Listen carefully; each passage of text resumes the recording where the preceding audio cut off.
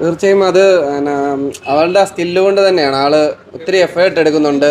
അപ്പൊ അത് പുള്ളിക്കാരി ഇപ്പൊ നിങ്ങൾ തന്നെ ഇപ്പം ഇവിടെ വന്നു. ഇപ്പൊ ഇതിലും കൂടുതൽ സെലിബ്രിറ്റീസ് നമ്മുടെ ലോകത്തുള്ള ഇപ്പൊ ഇവളുടെ ഇടയിലോട്ട് ഇപ്പൊ നിങ്ങൾക്ക് ഇതുപോലെ ഫ്രീഡം തരികയും ഒന്ന് കണക്ട് ചെയ്യാനൊക്കെ വേറെ ആളുടെ അടുത്ത് അവരെടുപ്പിക്കുക. ഒന്നീ മാനേജേഴ്സോ അല്ലെങ്കിൽ ബൗൺസേഴ്സിനെ വെച്ച് അവര് ഇപ്പൊ ഞാൻ സിനിമ ഫീൽഡിലുള്ള ഒരാളാണ്.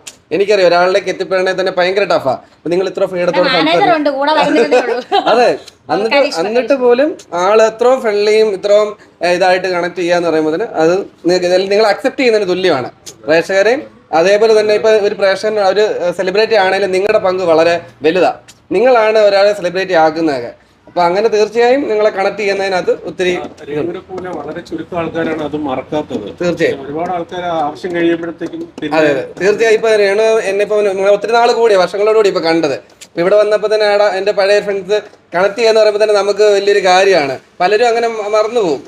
വലിയ ആളായി കഴിയുമ്പോൾ തന്നെ ഇന്നാണോ നീ മാറി നടന്നേക്കാന്ന് ചിന്തിക്കുന്നിടത്ത് നിന്ന് ഇവള് വേറിട്ട് പഴയ ഒരു ആളായിട്ട് തന്നെ ഇപ്പോഴും ബിഹേവ് ചെയ്യുന്നു. ഇനിയും വളർച്ച ഉണ്ടാകും, ഇനിയും ഉന്നതങ്ങളിലേക്ക് എത്തട്ടെ. ഒത്തിരി ഒത്തിരി സിനിമകൾ ഇവിടെ തേടി വരട്ടെ എന്ന് പ്രാർത്ഥിക്കുന്നു, ആശംസിക്കുന്നു. എല്ലാവർക്കും നന്നായിട്ടിട്ട്.